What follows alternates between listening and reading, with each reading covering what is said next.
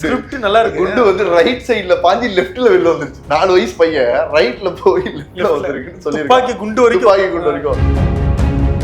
2.5 வயசுல அவன் பேச ஆரம்பிக்கிற டைம்ல முதல்ல அவங்க அம்மா பார்த்து என்ன சொல்லியிருக்காங்க தெரியுமா?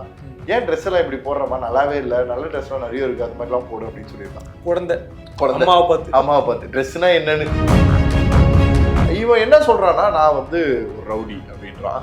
அண்ணங்கிட்ட எல்லாருக்கிட்டையுமே பாக்குறவங்க கிட்ட எல்லாம் சொல்றது பெரிய ரவுடி, என் பேர் சுரேஷ் வர்மா அப்படின்றான்.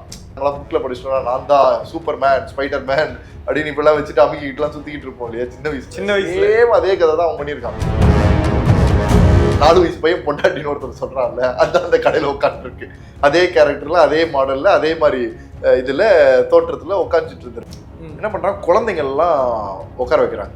அந்த குழந்தைங்கள இந்த சுரேஷ் வர்மாவுக்கு 2 குழந்தை இருக்கு. இந்த 2 குழந்தையும் அதுக்கு நடுவில் இருக்கு.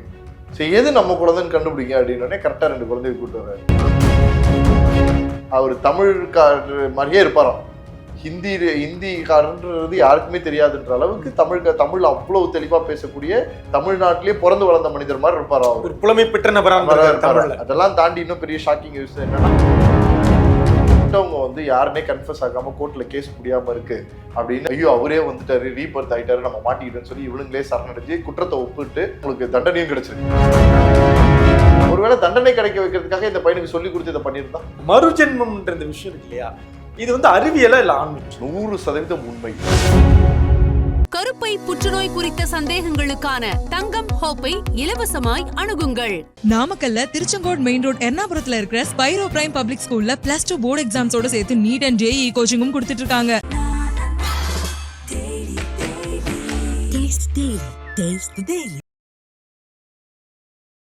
உலக தமிழர்களுக்கு வணக்கம். இது கிங் டிவி. இன்றைக்கு நம்மோடு சிறப்பு நேர்காணலில் சமூக செயற்பாட்டாளர் திரு ஹரிகிருஷ்ணன் அவர்கள். சார் வணக்கம். சார் வணக்கம்மா. ரொம்ப ஆச்சரியமும் அதிசயமும் நிகழ்ந்துட்டே இருக்கு உலகத்துல. நம்ம அதை கேட்டுட்டு இருக்கோம். சில விஷயங்களை பார்க்கும்போது நமக்கு ரொம்ப ஆச்சரியமா இருக்கு, இதெல்லாம் நடக்க வாய்ப்பு இருக்கா அப்படின்னு. அப்படிப்பட்ட ஒரு சம்பவம் இப்ப இணையத்துல வந்து கலக்கிட்டு இருக்கு. சரி, இது உள்ள போறதுக்கு முன்னாடி இந்த மறுஜென்மம்ன்ற இந்த விஷயம் இருக்கு இல்லையா, இது வந்து அறிவியலா இல்ல ஆன்மீகமா சார்? ரெண்டுமே சொல்ல முடியல. அவங்கவுங்க இந்த பக்கம் இருக்கிறவங்க ஆன்மீகம்னு சொல்லிக்கிறாங்க, அந்த பக்கம் இருக்கிறவங்க அறிவியல்னு சொல்லிக்கிறாங்க. ரெண்டுமே தான் இந்த உலகத்துல இருக்கு. அவனுக்கு வந்தாதான் தக்காளி சட்னின்னு சொல்ற மாதிரி அவன் அனுபவிச்சு பார்த்தாதான் இந்த விஷயத்த தெரியும். இப்ப நம்ம பேச போற இந்த டிட்டு சிங் கூட தமிழ்நாட்டுக்கு நெருங்கிய தொடர்பு கொண்ட ஒரு மனிதர் அப்படின்றாங்க. பேசுவோம் தொடர்ந்து. சரி. இப்ப குறிப்பா இந்த டைம் டிராவல்ல கூட இதுல இருக்கு இல்லையா, டைம் டிராவல்ன்றது ஒருத்தர் வந்து நடந்ததை வந்து பல ஆண்டுகளுக்கு முன்னாடி நடந்ததை வந்து சொல்லுவாங்க. இப்ப மறுஜென்மம் ஒரு பக்கம் இருந்தா, டைம் டிராவல் ஒரு பக்கம் இருக்கு. டைம் டிராவல் வந்து அங்க போயிடுவாங்க, அங்கே போயிட்டு மாத்திட்டு வந்துருவாங்க. காந்தியோட போட்டோ எடுக்கிற மாதிரி படங்கள் அப்படித்தானே காமிச்சிட்டு இருக்காங்க. நமக்கு ஜாலியா இருக்கும் அதெல்லாம் பாக்குறதுக்கு. இதெல்லாம் வந்து எந்த அளவுக்கு சார் யதார்த்தமா இருக்கும்? இதுக்கு பின்னாடி ஏதாவது ஒரு பொய் தான் கதை கட்டமைக்கிறதுக்கு பின்னாடி மனசுல விஷயம்லாம் இருக்கு சார் அப்படின்ற மாதிரிலாம் பாக்குறாங்க. அதெல்லாம் உண்மைதானா? அது 100% உண்மை அப்படின்ற மாதிரியே இருக்கும். உண்மையா இல்லையான்னு நமக்கே தெரியாது. அதான் விஷயமே. உண்மையிலேயே இப்படி ஒண்ணு நடந்திருக்கு, அப்படி ஒண்ணு போயிருக்கு. அதாவது கிட்டத்தட்ட இந்த டிட்டு சிங்கோட ஸ்டோரியும் கிட்டத்தட்ட அப்படிதான். அதாவது மனுஷன் பிறந்த 4வது வயசுல நான் யாருன்னு சொல்லியிருக்கான். குழந்தையா 4 வயசுல நான் யாருன்னு சொல்லியிருக்கேன். அதெல்லாம் விடுங்க, 2.5 வயசுல தானே பேச ஆரம்பிப்பாங்க குழந்தைங்க. 2 வயசுல பேச ஆரம்பிப்பாங்களே. இந்த டிட்டு சிங்ன்றவன் வந்து ஆக்ரா பக்கத்துல பாத் அப்படின்ற ஒரு ஊர்ல தான் பிறந்திருக்காங்க. நல்லா பயங்கரமான கஷ்டப்படுற ஃபேமிலி தான் வச்சுக்கோங்க. இந்த ஸ்டோரியை பாத்தீங்கன்னாலே இந்த மறுஜென்மம் வந்து எப்படி அப்படின்றதெல்லாம் தெரிஞ்சிடும். நம்ம இந்த படத்துல பாக்க இனிமே இது வந்து விஜய் டிவில எல்லாம் வர மாதிரி ஒரு மர்ம சீரியல் மாதிரி தான் இருக்கும்னு நினைக்கிறேன். அவரு கஷ்டப்படுற ஃபேமிலியில ஒரு 6 பேர் கொண்ட ஃபேமிலியில ஒரு பையன் தான், சாப்பிடறதுக்கே வசதி இல்லாத ஒரு பையன் தான். 2.5 வயசுல அவன் பேச ஆரம்பிக்கிற டைம்ல முதல்ல அவங்க அம்மா பார்த்து என்ன சொல்லியிருக்கான் தெரியுமா? ஏன் ட்ரெஸ் எல்லாம் இப்படி போடுறமா, நல்லாவே இல்ல, நல்ல ட்ரெஸ் எல்லாம் நிறைய இருக்கு, அது மாதிரி எல்லாம் போடு அப்படின்னு சொல்லியிருக்கான். அம்மாவை பார்த்து ட்ரெஸ்னா என்னன்னு, குழந்தைய ட்ரெஸ் போடாம ட்ரெஸ்னா என்னன்னே தெரியாதவருக்கு என்ன மாதிரி ட்ரெஸ் போடணும், எப்படி ட்ரெஸ் போடணும்ன்றதை இவர் அட்வைஸ் பண்ணியிருக்காரு. இவர் நல்ல பெரிய இதுவா தான் இருக்காரு, வாய் ரொம்ப கொழுப்பா இருக்குன்னு வீட்டுல 2 வச்சு அப்படியே கொண்டு போயிட்டே இருந்திருக்காங்க. சும்மா என்ன சோத்த போடுறீங்க, என்ன வாழ்க்கை இது, என்ன இப்படி இருக்கு, என்ன ஏசி இல்ல, இன்னும் எனக்கு வந்து ஃபேன் இல்ல, என்ன போறதுக்கு வரதுக்கு நடந்தே போக மாதிரி இருக்கு அப்படின்னு ஒவ்வொரு வாழ்க்கையில நடக்கிற ஒவ்வொரு விஷயத்தையும் ஒரு மாதிரி வீட்டுல வெறுப்பாவே நான் எப்படி இருந்தவன் தெரியுமா, நான் எப்படிப்பட்டவன் தெரியுமா, என் வாழ்க்கை எப்பேற்பட்ட தெரியுமா, நான் என்ன மாதிரி ஆள் தெரியுமா அப்படின்னு சொல்லி வீட்டுல வந்து சொல்லிட்டே இருந்திருக்கான். இவங்களுக்கு ஒரே ஆச்சரியம், என்னன்னா எப்ப பார்த்தாலும் இது மாதிரி சொல்றேன், என் புள்ள மென்டலாவே பிறந்துட்டானா, இவங்களுக்குள்ள ஏதோ ஒரு பெரிய ஒரு பேசிக் மைண்ட் செட் வந்து பாருங்களேன், நான் இப்படி நான் அப்படின்னு சொன்னாலே நமக்கு காண்டாவும், இதுல நீ 2-3 வயசுல இருந்து 4 வயசுக்குள்ள நீ இந்த மாதிரி பேசுறேன்னா எப்படி இருக்கும். அந்த மாதிரி ஒரு ப்ராக்ரஸ்ல தான் போயிட்டு இருந்திருக்கு. ஆனா அவங்க அண்ணங்காரா இருக்கான் இல்லையா பெரியவனுக்கு வந்து ஏதோ ஒரு இடத்துல ஒரு ஒரு ஸ்பார்க்கு எதுக்கும் இவனோட இந்த டிட்டு சிங் இருக்கான் இல்லையா, அதுல வீட்டுல பிறந்த மூத்த பையன் அங்க இருக்கக்கூடிய வந்து அண்ணன், அதான் 6 பேர் கொண்ட ஃபேமிலி இல்ல, பசங்களே கிட்டத்தட்ட அப்படி அதிகம். சோ அதனால இவன் யோசிக்கிறான், சரி என்னன்னு பாப்போமே அப்படின்னு யோசிக்கிறான். இவன் என்ன சொல்றான்னா, நான் வந்து ஒரு ரவுடி அப்படின்றான்.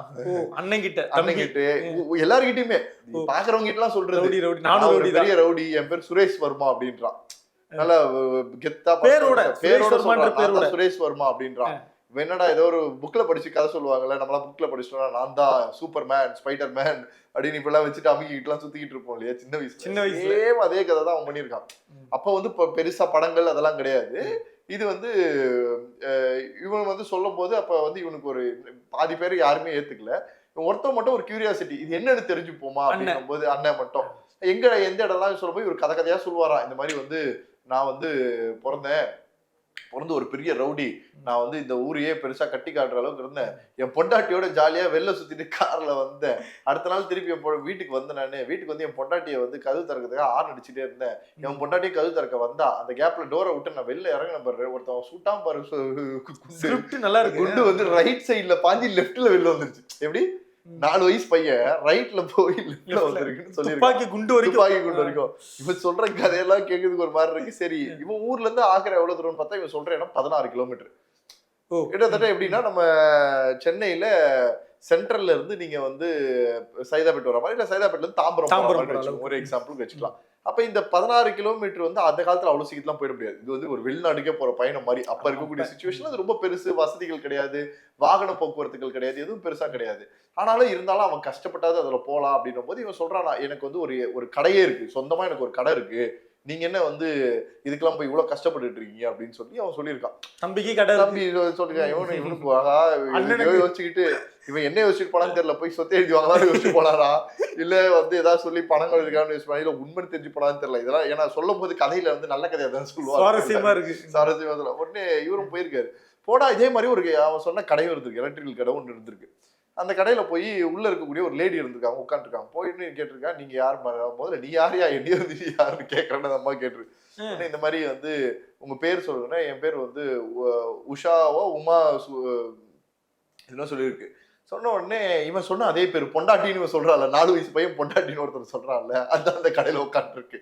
அதே கேரக்டர்ல அதே மாடல்ல அதே மாதிரி இதுல தோற்றத்துல உட்காந்துட்டு இருந்திருக்கு. உடனே அவன் சொல்றான், இந்த மாதிரி எங்க வீட்டுல ஒரு இன்சிடென்ட், என் தம்பி இப்படி எல்லாம் பேசுறான், இது உண்மையா பொய்யா இல்லை என்ன நடக்குதுன்னு எனக்கு உண்மையா புரியல, எனக்கு மண்டையெல்லாம் குழம்புது அப்படின்னு இவங்களுக்கு ஒரு சுவாரஸ்யம் ஆயிடுச்சு. அது எப்படி அதுல அவங்க ஒரு வார்த்தை வர சொல்லியிருக்காங்க போல இருக்கு, 4 வயசு பையனுக்கு நான் பொண்டாட்டின்னு சொன்னா ஊரே என்னை ஒரு மாதிரி பேச, நான் முதல்ல வந்து இதை சரி பண்ணிக்கிறேன் அப்படின்னு சொல்லி இந்த அம்மாவும் குடும்பத்துல இருக்கவங்க அவங்க மாமனார் மாமியார் எல்லாரும் சேர்ந்து அந்த வீட்டுக்கு போயிருக்காங்க. கார்ல போய் இறங்குறாங்க. இறங்கின உடனே இவர் தலைவர் யாரு, இவர் வந்து இந்த பேரு சொல்றதா இல்ல சுரேஷ் வர்மான்னு சொல்றதான்னு தெரியல, அந்த மாதிரி அவர் தன்னை சுரேஷ் வர்மா அந்த கங்கா சந்திரமுகியாக நின்னார் வாழ்ந்து பார்த்தார் அப்படின்ற கதை தான் இவர் வாழ ஆரம்பிச்சிட்டார்.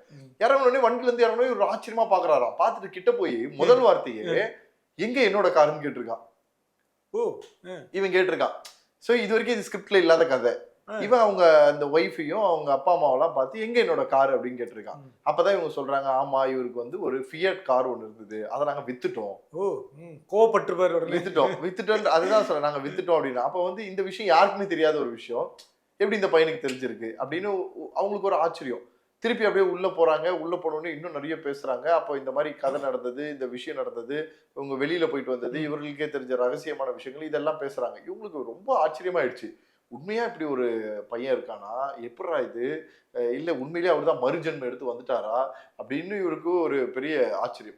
சரி, இந்த ஆச்சரியத்தோட என்ன பண்றாங்க, அந்த பையனை வந்து நீ வாப்பா நம்ம வந்து போலாம் அப்படின்னு சொல்லி சும்மா கூட்டு போற மாதிரி. எப்படின்னா உண்மைதான்றது தெரியறதுக்கு அந்த ஆக்ரா பக்கம் கூட்டிட்டு போவோம், நம்ம வந்து கடையெல்லாம் தாண்டி போவோம், இப்போ எக்ஸாம்பிளா இப்போ என் வீடு இங்கே தான் இருக்குன்னா அந்த வீட்டை தாண்டி போகும்போது ஏன் என் வீட்டை தாண்டி போறீங்கன்ற கேள்வி எனக்கு வரும். இல்லை நான் கேட்பேன் இல்லையா.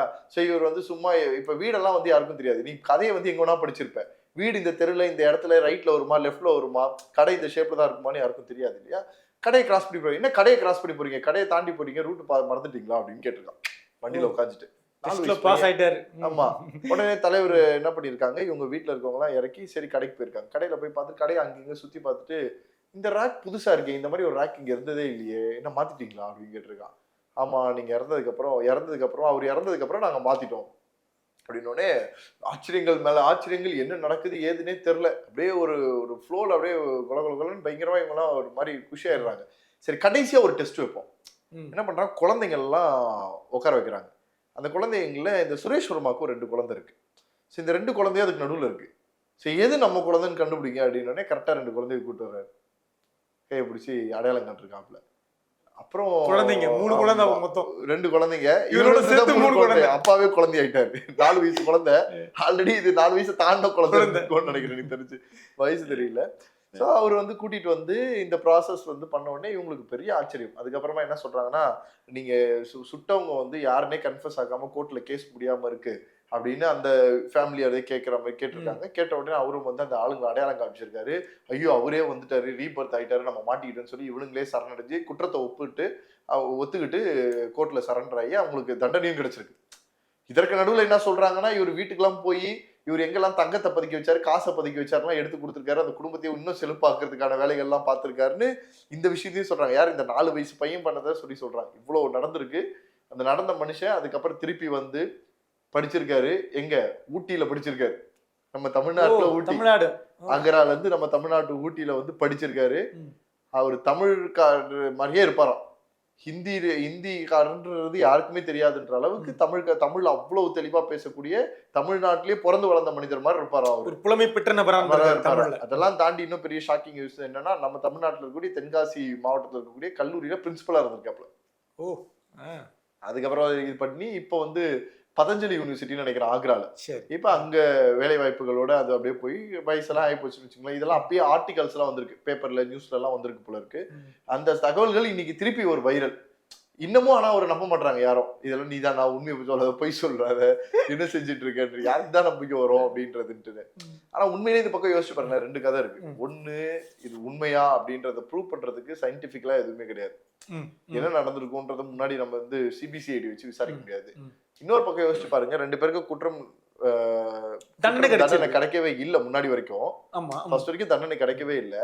அப்ப தண்டனை கிடைக்க வைக்கிறதுக்கு அந்த குடும்பம் ரொம்ப நாளா போராடிச்சு.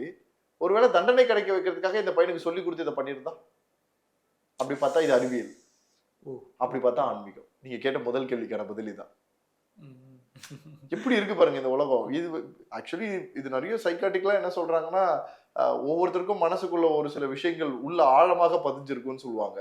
ஒரு சிலரோட கதைகளை நம்ம பெருசா கேட்கும் போது அதுக்குள்ள ஆழமா பதியும்னு சொல்லுவாங்க. நம்ம சந்திரமுகி படத்துல பாக்குற மாதிரிதான், நம்மளா நின்னா, நம்மளா யோசிச்சா, நம்மளா நடந்தா அவளாவே மாறிட்டா அப்படின்னு சொல்லக்கூடிய ஒரு பக்கம் சொல்லுவாங்க. ஒரு பக்கம் ஆவி, உலகம், கடவுள் அப்படின்னு சொல்லியும் பேசுறது இருக்கு. இதை நம்புறவங்களுக்கு அது, அதை நம்புறவங்களுக்கு இது. என்னை பொறுத்த வரைக்கும் அதான் ஒன்னே ஒண்ணு மட்டும் தான். மத்தவங்க வாழ்க்கையில கெடுதல் விளைவிக்காம இருந்தா எதுவா இருந்தாலும் ஓகே, நீ எப்படி வேணா நம்பிட்டு போ, பிரச்சனையே கிடையாது. ஆனால் இன்னொருத்தர் வாழ்க்கையை கெடுக்காம உன் வாழ்க்கையை மட்டும் பாத்துக்கிறியா, சந்தோஷம், பிரச்சனையே இல்லை அப்படின்றதுதான் என்னோட எண்ணமும் கூட. ஏன்னா இந்த மாதிரி எத்தனை பேர் கிளம்பி வர போறாங்க அப்படின்றதுதான் மிகப்பெரிய பயமும் கூட. ஏன்னா நம்ம கூட கொஞ்ச நாள் முன்னாடி கேள்விப்பட்டிருப்பீங்க இல்லையா, ஒரு 7-8 வருஷத்துக்கு முன்னாடி பாருங்க, ஜெயலலிதாவோட பொண்ணுன்னு சொல்லிட்டு பல பேர் கிளம்பி வந்தாங்க. சார் நீங்க நம்ப மாட்டீங்க, இப்ப நான் நினைச்சது கரெக்டா சொல்லிட்டீங்க. நான் தான் நினைச்சேன். அதான் இப்ப எனக்கு அந்த பவர் இருக்கு. இதுதான் ஃபேக்ட். இன்னைக்கு சொசைட்டி எப்படி இருக்குன்னா, ஒண்ணு முன்னேறதுக்காக பல வழிகள் பாக்குது, இன்னொன்னு முன்னேறினவனோட வழியை பிடிச்சிக்க ட்ரை பண்ணுது. இது ரெண்டும் பெரிய ஒரு விஷயம் தான். ஒண்ணு, நீ வந்து நல்லவனா ஆக முடியாது, நல்லவனா இருக்காம நடிக்கலாம், இது எல்லாருக்கும் தெரியும். அதே மாதிரிதான் இந்த விஷயத்த. அப்ப எப்படி இதெல்லாம் பார்த்து பிடிக்கணும் அப்படின்றது, அதன் மூலியமாக ஒரு பேர் புகழ் கிடைச்சதுக்கு அப்புறமா அந்த பேர் புகழை வச்சு அவங்க மாறிடுவாங்க. இது மறந்துடும். அதை ஓவர்டேக் பண்ற அளவுக்கு ஒரு சம்பவங்கள் பண்ணும்போது இது தானா மாறிடும். ஸோ அப்படி இருக்கும்போது இது வந்து நீங்க அதை சொல்ல முடியாது. இப்போ இங்க பாக்குறவங்க தான் சொல்லணும் இது உண்மையிலேயே மருஜோ எத்தனை பேருன்னு நம்ம போடலாம், போல் தான் போடலாம். நீங்கள் வந்து மறுஜென்மத்தை ஆதரிக்கிறீர்களா இல்லையா அப்படின்னு போல் போட்டா நமக்கு தெரிஞ்சிடும் எத்தனை பேர் வந்து அதை இது பண்றாங்கன்ட்டு. ஆனா உண்மையிலேயே எனக்கு தெரிஞ்சு இது மாதிரி நிறைய பேரோட மனசுக்குள்ளேயும் எண்ணங்குள்ளேயும் இருந்திருக்கும். இப்போ எனக்கு கூட பாருங்க, நான் இன்னைக்கு உட்காந்து பேசிட்டு இருக்கேன்னா இன்னைக்கு விட்டுருங்களா, ஒரு சில சம்பவங்கள் நான் செய்யும் போது இதே சம்பவங்களை நான் என்னைக்கும் என் வாழ்க்கையில அனுபவிச்ச மாதிரியே, அதாவது இதே மாதிரி எக்ஸாக்டா நடந்த மாதிரி எனக்கு ஒரு எண்ணம் தோணிருக்கு. அது கிட்டத்தட்ட ஒரு 10-15 வாட்டி மேலே தோணிருக்கு, எனக்கே தோணிருக்கு. இது என் பர்சனல் எக்ஸ்பீரியன்ஸ் சொல்றேன். நிறைய நடந்திருக்கு, நிறைய விஷயங்கள் வந்து நான் யோசிப்பேன், இது இப்பதானே நம்ம கடைசியா பண்ணுமே, இதே மாதிரி தானே ஒருத்தர் வந்து பேசினாரு, இதே மாதிரி வருது சார் அது தெரியல எனக்கே, பட் ஆனா நடந்திருக்கு.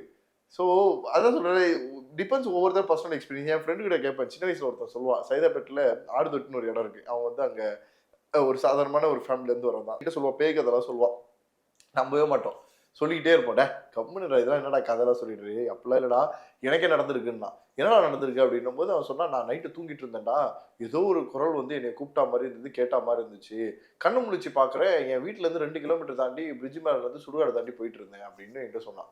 ஒரு நாள் ஒரு கதை சொல்றான் அவன். அது சொல்லும்போது செம்ம சிரிப்பு, அவனை கலாய்ச்சி தள்ளி அப்படியே ஒரு மாதிரி பண்ணிட்டோம். அப்புறம் என்னடா ஆச்சுன்னா பயந்து திருப்பி வீட்டுக்கு ஓடிட்டேன். அப்புறம் எங்க அம்மா வந்துருச்சு, இதெல்லாம் பண்ணாங்க, ஆனா என்னை யாரும் கை பிடிச்சி கூட்டு போற மாதிரியே இருந்துச்சு எனக்கு, அப்படிலாம் சொல்லி சொன்னான். நான் நல்லா கலாய்ச்சி இது பண்ணிட்டோம். ஆனா எப்பப்பெல்லாம் அந்த ஏரியாவை கிராஸ் பண்றனோ, இது எனக்கு தெரிஞ்சு ஒரு 15-20 வருஷத்துக்கு முன்னாடி கேள்விப்பட்டிருப்பேன்னு நினைக்கிறேன். 25 வருஷத்துக்கு முன்னாடி கேள்விப்பட்டிருப்பேன்னு நினைக்கிறேன். இன்னமும் அந்த ஏரியாவை கிராஸ் பண்ணும்போது எனக்கு அந்த ஃப்ரெண்டு பேர் ஞாபகம் வரும், இப்படி நடந்தாச்சா ஞாபகம் வரும். நைட்டு கிராஸ் பண்ணும்போது நம்ம கையை விட பிடிக்க போறானோன்ற எண்ணம் தான். ஏன்னா இது மனுஷனோட வாழ்க்கையில இருக்கக்கூடிய ஒரு விஷயம். ஒரு சில விஷயங்களை ஒரு சில மனிதர்கள் எக்ஸ்பீரியன்ஸ் பண்ணி அதுல இருந்து வெளியில வருவாங்க. ஒரு சில மனிதர்கள் எக்ஸ்பீரியன்ஸ் பண்ணதை அவங்களே நம்ப மாட்டாங்க. ஒரு சில மனிதர்கள் எக்ஸ்பீரியன்ஸ் பண்றது அவங்களுக்கே தெரியாது. இந்த மாதிரி எல்லாமே நடக்கக்கூடிய ஒரு இயற்கையோட சூழ்ச்சியை தான். நீங்க இதை இன்னும் ரொம்ப ஓப்பனா சொல்லணும்னா, ஒரு கார்ல போயிட்டு இருக்கீங்கன்னு வச்சுப்போம், ஒரு கார்ல போறீங்க, எல்லாம் திறந்தெல்லாம் வைக்காம ஃபுல் ஏசியில க்ளோஸ் பண்ணிருக்கீங்க. எத்தனை பேர் பாக்குறாங்களோ உங்களுக்கு அந்த அனுபவம் இருக்க வாய்ப்பு இருக்கு, எனக்கு இருந்திருக்கு. நீங்க கார்ல போறீங்க, நீங்க வந்து வண்டியை வந்து பிரேக் போட்டு நிறுத்துறீங்க, உங்க கார் மட்டும் நிக்குது, மற்ற கார் எல்லாம் நகருது ஒரே டைம்ல. ஜஸ்ட் திங்க் பண்ணுங்க, இப்போ ஒரு சிக்னல் இருக்குன்னு வச்சுப்போம், நீங்க டிராபிக்ல நிக்கிறீங்க, எல்லா வண்டியுமே டிராபிக்ல நிக்குது, ஆனா உங்க வண்டி எப்பவுமே டிராபிக் போன உடனே நம்ம நகருவோம் இல்லையா, நாம நகரல, நம்ம நகரத்துக்கு முன்னாடி ஒரே நேரத்துல எல்லா வண்டியுமே நகருதுன்னு வச்சுக்கோங்களேன், நீங்க பின்னாடி போற மாதிரி தோணும், நீங்க ரிவர்ஸ்ல போற மாதிரி தோணும் அந்த இடம். அப்ப என்ன ஆகணும், ஐயோ நான் யாரை போய் இடிக்க போறேன், ரிவர்ஸ் கியர் போட்டேன் தெரியாம அப்படின்னு எனக்கு உள்ள ஒரு பதட்டம் வரும். அது என்னன்னா, எல்லா வாகனங்களும் ஒரே நேரத்துல நோக்கி முன்னாடி நகரும் போது நான் பின்னாடி போற ஃபீல் தான் எனக்கு. நான் ஆக்ஷன் இல்லாதப்ப நான் வண்டியை இயக்கலனாலும் நான் எல்லா வண்டியும் அங்கதான் நிக்குது, நான் மட்டும் ரிவர்ஸ் போறேன். என் மைண்ட் செட் அப்படிதான், எல்லா வண்டியும் முன்னாடி போகுது, நான் மட்டும் எல்லா வண்டியும் அங்கேயே தான் நிக்குது சிக்னல்ல, நான் தெரியாதனமா ரிவர்ஸ் கியர் போட்டு பின்னாடி வரேன் அப்படின்ற ஒரு யோசனைக்குள்ள நான் பயணிக்க ஆரம்பிக்கிறேன். இது மனிதர்களுக்குள்ள இருக்கக்கூடிய எண்ணங்கள் தான். நீங்க வந்து நீங்க யோசிப்பீங்கல்ல, அது என்னன்னா காரணம் வந்து சில பயங்களாக இருக்கலாம், எப்படா ரிவர்ஸ் கியரை போட்டுருவோமோன்ற எண்ணமா கூட இருக்கலாம், இல்லையா, எதுவாக வேணாலும் இருக்கலாம். நீங்க எந்த கற்பனை இல்லை, எதை நோக்கி நினைச்சுக்கிட்டு இருக்கீங்களோ அது ஒரு இமேஜின் பவர் தான். அது வாழ்க்கையில எல்லா மனிதர்களுக்கும் அந்த இமேஜினேஷன் பவர் இருக்கும்னு நான் நினைக்கிறேன். இப்போ இந்த மாதிரி மறுஜென்மங்களை பற்றி பேசும் பொழுது இப்போ நீங்க சொல்லும் போது ரொம்ப சுவாரஸ்யமா இருந்தது கேட்கறதுக்கு. எனக்கே வந்து நம்மளே ஏதோ சிரிச்சுக்கிட்டே சொல்லணும், டிராவல் பண்ணிட்டு அந்த மாதிரி இருந்தது அதெல்லாம் கேட்கறதுக்கு. ஆனா இது வந்து ஒரு நல்ல விஷயம் தானா, இதோட நீ நிக்கிறது நல்லதானா? இந்த மாதிரி பல பேர் இப்ப நான் வந்து எப்படி சொல்லுவேன்னா, நான் வந்து சுரேஷ் வர்மா தான், நான் ஒரு ரவுடியா தான் இருந்தேன், நான் இன்னும் ரவுடியாவே இந்த வாழ்க்கையை வாழணும்னு ஆசைப்படுறேன், ஏன்னா எனக்கு தான் சுட தெரியும், வெட்ட தெரியும், குத்த தெரியும், எல்லாத்தையும் பண்ண தெரியும் அப்படின்னு சொல்லிட்டு அவன் வந்து சுரேஷ் வர்மாவா இருக்கும் போது, நம்ம இந்த படத்துல என்ன படம் வந்து இப்போ ஒரு இவரு மம்முட்டி அவர் பையன் தானே வந்து துக்டுக் சல்மான் அவர் தானே, அவரோடது ஒரு படம் வந்துச்சு இல்லையா, அந்த பேங்க்ல வேலை பார்க்குற அந்த படம் ஒரு நல்ல ஃபேமஸா செமையா இருந்துச்சு அந்த படம். அப்படியே எல்லாரும் நமக்கெல்லாம் இந்த வாய்ப்பு கிடைக்காம போச்சேடா அப்படின்ற இன்னும் மீம்ஸ் போட்டுட்டு இருந்தாங்க. அந்த படத்துல வர்ற மாதிரி அந்த வெளிநாடுகள்ல இருந்து அந்த டிவிகளை வாங்கி விற்பாரு இல்லையா ஆண்டனி, அதே சேம் கதை தான். அதை தான் இவரோட பிசினஸாக இருந்தான், ரவுடித்தனம் பண்ணிட்டு அதுக்கப்புறம் வந்து வெளிநாடுகள்ல இருந்து ப்ராடக்டை வாங்கி இது பண்ணக்கூடியது, கஸ்டம்ஸ்ல இருந்து இது பண்ணி எடுத்து திருட்டுத்தனமாக சேல் பண்ணக்கூடிய இந்த மாதிரி விஷயங்கள் தான் பண்ணிட்டு இருக்காரு. இந்த பையன் அப்படி இருக்கிறோன்றது தெரிஞ்சோம் அப்படின்னா அவங்ககிட்ட வாழ்க்கையில இருக்கக்கூடிய அந்த தந்திரங்கள்லாம் எடுத்துட்டு நாமளும் திருட்டுத்தனம் பண்ணணும், அப்படி பண்ணணும் அப்படின்ற வாழ்க்கையை வாழாம ஒரு நல்லா படிச்சு ஒரு கல்லூரி ப்ரொஃபஸராக மாறி இன்னொரு யூனிவர்சிட்டியில போய் வேலை பார்த்து தன்னுடைய வாழ்க்கையை வாழனா அது சரியாக நான் பாக்குறேன்.